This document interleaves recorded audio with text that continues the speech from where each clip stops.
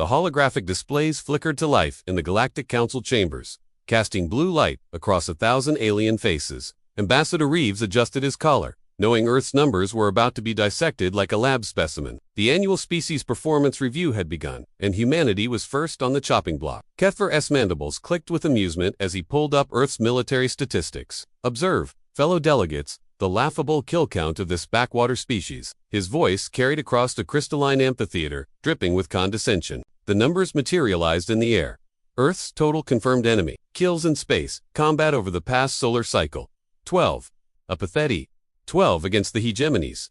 Millions, ripples of laughter, echoed through the chamber. The Zephyrian delegates' tentacles writhed with mirth. Even the usually stoic crystalline representatives allowed their forms to shimmer with what passed for amusement among their kind. Reeves felt his jaw clench, but maintained diplomatic composure. This was exactly what he'd feared when the council instituted these performance metrics. Raw kill counts meant nothing without context. In the back corner of the human delegation, Zara didn't look up from her tablet. Her fingers moved steadily across the holographic interface, logging data with mechanical precision. Perhaps, Kethvar continued, his voice gaining momentum, we should reconsider Earth's classification as a viable military ally. These numbers suggest a species more suited to agriculture than warfare. More laughter. The Hegemony bloc was eating this up, their representative clearly enjoying his moment in the spotlight. Reeves could feel the political implications, crystallizing around him like ice. Zara's stylus tapped against her tablet's edge, a rhythmic sound barely audible above the crowd's murmur. She'd been keeping her own records since the session began, cross-referencing the displayed data with her private data. The Vorthan delegate leaned forward, his crystalline voice cutting through the noise. The humans claim to value life, yet their combat effectiveness suggests they cannot protect what they cherish. Kethvar's eyes gleamed. Indeed, perhaps they're too soft for the realities of galactic politics, too concerned with preserving their enemies to actually defeat them. Reeves finally stood, his voice calm but firm. The Council evaluates more than raw destruction. Strategist Earth's contributions extend far beyond battlefield casualties, such as, the mandibles clicked again, a sound like breaking glass. Enlighten us, Ambassador, about these mysterious contributions that somehow compensate for military incompetence. The chamber fell silent. All attention focused on the human delegation. Reeves felt the weight of 1,000 stares, knowing his next words would determine Earth's standing for years to come. Behind him, Zara continued her data entry, seemingly oblivious to the mounting tension. Her tablet displayed streams of information invisible to the broader audience, calculations running in background processes. Earth's medical advances have extended lifespans across 47 species, Reeves began, his voice gaining strength. Our agricultural innovations feed millions of worlds facing resource depletion. Kethvar waved a dismissive claw. Admirable charity work, Ambassador, but this is a military performance review, not a humanitarian award ceremony. The Hegemony bloc murmured agreement. Several delegates activated their personal displays, likely sharing commentary about Earth's perceived weakness across their networks. Zara's fingers paused for the first time since the session began. She looked up at the massive holographic display showing Earth's kill statistics, then back to her tablet. The question, Kethvar pressed, is whether Earth can defend its allies when actual threats emerge. These numbers suggest the answer is a resounding no. Reeves opened his mouth to respond, but Zara's voice cut through the chamber with unexpected clarity. Actually, those numbers are incomplete. Every eye in the amphitheater turned toward the quiet human in the back corner. Zara stood slowly, her tablet clutched in one hand, stylus in the other. Kethvar's mandibles twitched with irritation.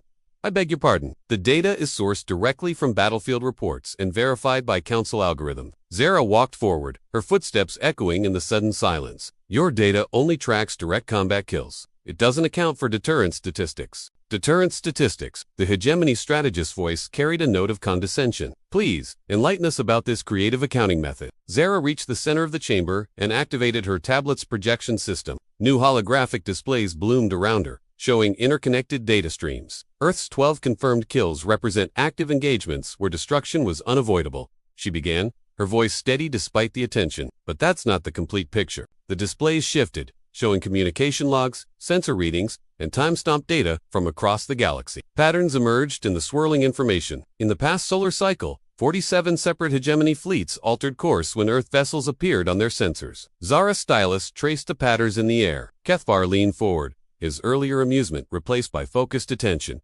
Coincidence. Strategic redeployment based on tactical considerations. 63 pirate raids were abandoned when human patrol schedules were detected. More data flowed across the displays, creating a web of connections. The chamber's murmur grew louder as delegates began to understand what they were seeing. These weren't random events, but part of a larger pattern. 180 slave ships changed routes to avoid sectors with Earth monitoring stations. Zara's voice remained calm, professional, like she was reading a weather report. Reeves stared at his aide, realizing he'd never understood the true scope of her work. She'd been tracking not just Earth's actions but their ripple effects across the galaxy. The Zephyrian trade disputes were resolved without violence, because both parties knew Earth observers were present. Another layer of data appeared. His predatory confidence was evaporating as the implications became clear. The crystalline mining conflict ended in negotiation rather than bombardment when Earth mediation teams were deployed to the system. Zara continued her recitation. The displays now showed a galaxy-wide network of influence, with Earth's modest fleet creating zones of stability that extended far beyond their direct reach. Even the Hegemony's own expansion slowed by 37% in sectors with regular Earth presence. This last statistic hit the chamber like a plasma bolt. Kethvar stood abruptly, his earlier composure shattered. These correlations prove nothing. Post hoc, ergo propter hoc, as the humans say. Zara smiled for the first time since entering the chamber. Actually, I have the communication intercepts to prove causation. New displays materialized, showing encoded hegemony transmissions. The universal translators worked overtime to process the military communications. Fleet command to Battle Group 7.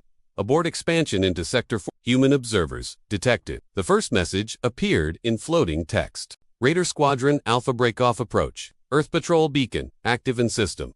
Another transmission followed. Subjugation, Fleet, Prime. Exercise, extreme caution. Human negotiation team en route to disputed territory. The messages kept coming. The chamber erupted in chaos as delegates realized the implications. Earth's reputation for peaceful resolution had become a weapon more effective than any plasma cannon. Kethvar's voice rose above the din, desperate to regain control. Propaganda, fabricated intelligence, designed to inflate Earth's importance. Zara's tablet chimed softly. Would you like me to display the source verification? Every transmission is logged in the Council's own monitoring network. The Hegemony strategist's color shifted to a darker shade, indicating stress among his species. His political position was crumbling in real time. The truth is, Zara continued, addressing the entire assembly, Earth's kill count is low, because we've prevented most fights from happening. She gestured to the displays surrounding her, showing the web of deterrence that Earth's reputation had created across the galaxy. We've saved approximately 2.7 million lives through conflict prevention. That's not weakness, strategist Kethvar, that's efficiency. The silence stretched across the chamber as delegates processed this information. The Vorthan representative was the first to speak. The human approach appears to optimize for minimal casualties while maximizing strategic outcomes. He observed, his crystalline voice thoughtful.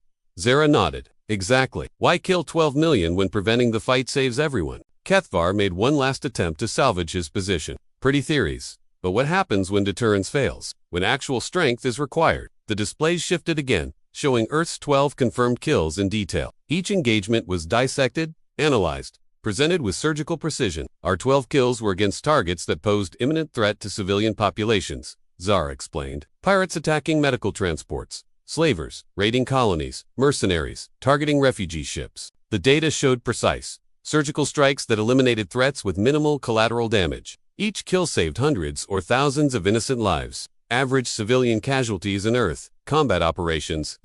The number hung in the air like an accusation. Murmurs rippled through the chamber as delegates compared this to their own military statistics. The efficiency was unprecedented. Compare that to hegemony operations, where civilian casualties averaged 47.6 per engagement. Zara's voice remained neutral, but the implication was devastating. Kethvar's form was now visibly trembling with rage and humiliation. His political career was ending in real time, broadcast across the galaxy. The question isn't whether Earth can fight, Zara concluded, powering down her displays. It's whether the galaxy can afford not to follow our example. She walked back to her seat, leaving the chamber in stunned silence. Ambassador Reeves looked at his aide with newfound respect. The Zephyrian delegate was the first to break the silence. Perhaps we should reconsider the metrics used in these evaluations. Agreement rumbled through the chamber. The old system of measuring strength through destruction was suddenly obsolete. Yila, the council mediator, activated her speaking platform. The data presents compelling evidence for expanding our definition of military effectiveness. Kethvar remained standing, isolated among delegates who were already distancing themselves from his earlier position. The hegemony withdraws its objection to Earth's military classification, he said quietly, his political survival instincts finally kicking in. Reeves stood to address the chamber. Earth remains committed to our principles of proportional response and conflict prevention. The formal language masked his amazement at what had just occurred. Zara had single-handedly reversed Earth's diplomatic fortunes. As delegates filed out of the chamber, many approached the human delegation with new respect. Trade agreements and military cooperation pacts were already being discussed. Zara packed her tablet with the same methodical precision she'd shown throughout the session. The galaxy-changing revelation had been just another day's work for her. "How long have you been tracking all this?" Reeves asked as they prepared to leave. "Since my first day in the diplomatic corps," Zara replied. Someone needed to keep score of what actually matters. They walked through the crystal corridors of the council complex. Past delegates still buzzing about the session's revelations, the deterrence data, the communication intercepts, the casualty analysis, Reeves continued.